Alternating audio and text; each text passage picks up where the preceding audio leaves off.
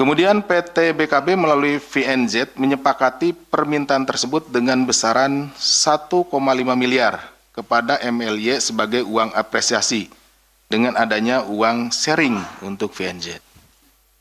Izinkan saya menyampaikan pointers terkait peristiwa tertangkap tangan terduga pelaku tindak pidana korupsi restitusi pajak di KPP Madya Banjarmasin. Pada hari ini, Kamis 5 Februari 2026, KPK akan menyampaikan informasi lengkap terkait dengan peristiwa tertangkap tangan para terduga pelaku tindak pidana korupsi terkait pengajuan restitusi pajak ya, di kantor pelayanan pajak KPP Banjarmasin, Kalimantan Selatan. Jadi restitusi itu adalah pengembalian kelebihan. Misalkan dalam 1 tahun berjalan, anggaplah di tahun 2025, nanti kan dibayarkan pajaknya, kemudian di akhir itu dilihat nanti diperbandingkan nanti dengan produk yang dipajaknya, apakah nilai pajaknya memang ada lebih bayar atau kurang bayar. Nah, kalau terjadi kelebihan bayar, maka akan dikembalikan atau diberikan restitusi. Adapun konstruksinya adalah sebagai berikut. Pada tahun 2024, PT BKB mengajukan permohonan restitusi pajak pertambahan nilai atau PPN untuk pajak 2024 dengan status lebih bayar. Pengajuan dimohon kepada KPP Madya Banjarmasin. Jadi di akhir tahun itu dilihat ya restitusinya ternyata terjadi kelebihan bayar dari PT BKB ini. Atas permohonan restitusi tersebut, tim pemeriksa KPP Madya Banjarmasin melakukan pemeriksaan. Salah satunya yang beranggotakan saudara DJD. Dari pemeriksaan tersebut ditemukan nilai lebih bayar sebesar 49,47 miliar dengan koreksi fiskal sebesar 1,14 miliar sehingga restitusinya pajaknya menjadi 48,3 miliar. Selanjutnya pada November 2025 Saudara MLY selaku Kepala KPP Madya Banjarmasin melakukan pertemuan dengan pihak PT BKB, yaitu Saudara PNZ, ya, selaku Manajer Keuangan PT BKB dan Saudara ISY selaku Direktur Utama PT BKB. Jadi ada pertemuan di sini, ya, di bulan November ada pertemuan dari pihak KPP, ya, dengan dari wajib pajak. Wajib pajaknya di sini adalah dari PT BKB, ya, VNZ dengan ISY. Dalam pertemuan lanjutannya, MLY menyampaikan kepada VNZ bahwa permohonan restitusi PPN PT BKB dapat dikabulkan dengan menyinggung adanya uang apresiasi. Gitu ya. Jadi disinilah mulai terjadi meeting of mind-nya. Pertemuan dua kepentingan, dua keinginan. Yang satu ingin supaya restitusi pajaknya dikabulkan, ya. Yang satu si yang mengabulkan, dalam hal ini pihak dari KPP Madyanya menginginkan adanya uang apresiasi seperti itu. Jadi di sana pertemuannya, ya, meeting of mind-nya. Kemudian PT BKB melalui VNZ menyepakati permintaan tersebut dengan besaran 1,5 miliar kepada MLY sebagai uang apresiasi dengan adanya uang sharing untuk VNZ. Ya, jadi setelah dihitung-hitung tadi kan ada 48,3, ya. Yang satu ingin restitusinya, yang satu tadi menginginkan uang apresiasi. Nah, kemudian disetujuilah, ya, setujui 1,5 miliar. Tetapi ya, dari pihak perusahaan juga ini di VNZ ini, secara pribadi dia minta bagian juga gitu, karena si VNZ ini adalah bagian keuangannya atau manajer keuangan PT BKB. Pada bulan Desember 2025, KPP Madya Banjarmasin menerbitkan surat ketetapan pajak lebih bayar.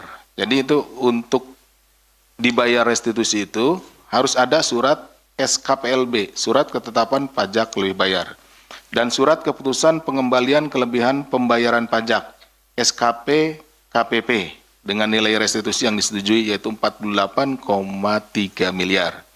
Jadi setelah terbitnya surat ini, maka dari pihak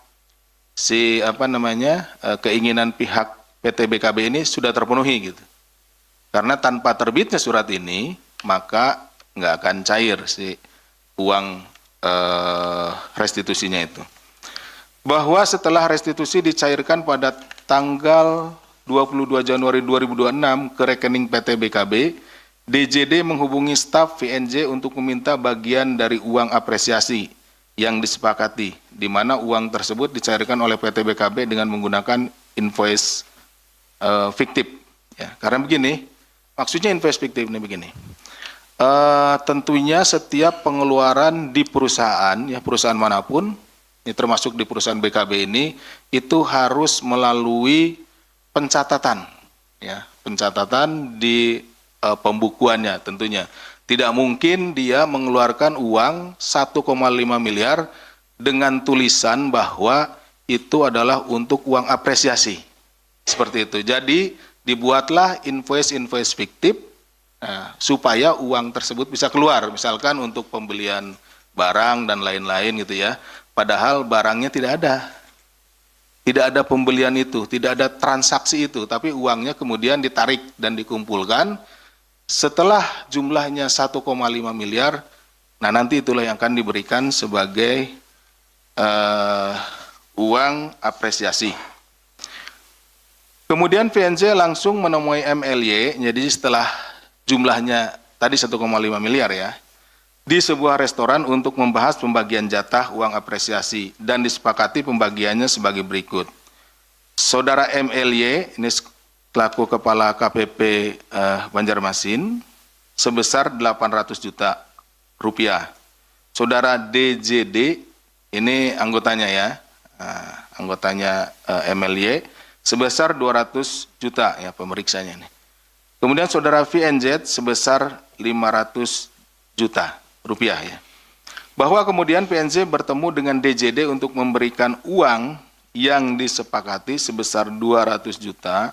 Namun PNJ meminta bagian sebesar 10% atau 20 juta.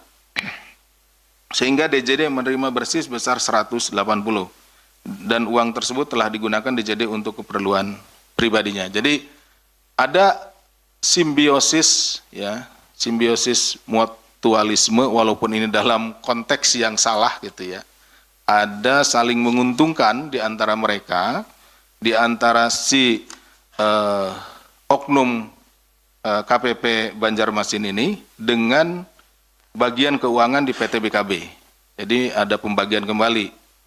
Jadi kata si PNJ ini kan yang ngeluarin dari kalau tadi yang MLY dengan DJD yang mengeluarkan surat SKP PLB dan SKP KPP ini mereka. Tapi yang mengeluarkan uang 1,5 miliar dari kas perusahaan adalah PNJ gitu ya. Jadi mereka saling di sana ada perannya masing-masing gitu. Sehingga si PNJ ini minta juga bagian dari si DJD maupun dari MLY. Sementara kepada MLY, PNJ memberikan uang 800 juta yang dibungkus dalam kardus di area parkir salah satu hotel di Banjarmasin. Kemudian MLY membawa uang tersebut untuk dititipkan kepada orang kepercayaannya di salah satu tempat waralaba miliknya. Dari 800 juta yang diterima MLY, kemudian saudara MLY kemudian menggunakan untuk pembayaran DP rumah 300 juta dan 500 juta sisanya masih disimpan oleh orang kepercayaannya. Nanti rekan-rekan akan saksikan. Sementara terhadap sisa 500 juta dari uang apresiasi tersebut disimpan oleh PNZ untuk dirinya sendiri. Dalam peristiwa tertangkap tangan ini, KPK mendapatkan informasi bahwa saudara MLY juga diduga menjadi komisaris di beberapa perusahaan. Jadi rangkap jabatan yang bersangkutan walaupun sebenarnya untuk jabatan resminya adalah sebagai Kepala KPP Banjarmasin. Dari peristiwa tertangkap tangan yang dilakukan pada tanggal 4 Februari 2025 di Banjarmasin tersebut, tim KPK mengamankan sejumlah 3 orang, yaitu MLY selaku Kepala Kantor Pelayanan Pajak KPP Madya Banjarmasin, Saudara DJD selaku Piskus yang menjadi anggota tim pemeriksa dari KPP Madya Banjarmasin, dan Saudara VNZ selaku manajer keuangan PT BKB. Selain itu, tim KPK juga turut mengamankan barang bukti berupa uang tunai dalam bentuk fisik senilai 1 miliar rupiah yang diamankan dari Saudara MLY dan PNZ, serta bukti penggunaan uang 300 juta oleh MLY untuk DP rumah dan 180 juta yang digunakan oleh Saudara DJD dan 20 juta yang digunakan PNZ, sehingga total barang bukti yang diamankan dari kegiatan ini senilai 1,5 miliar ya, sesuai dengan yang mereka perjanjikan.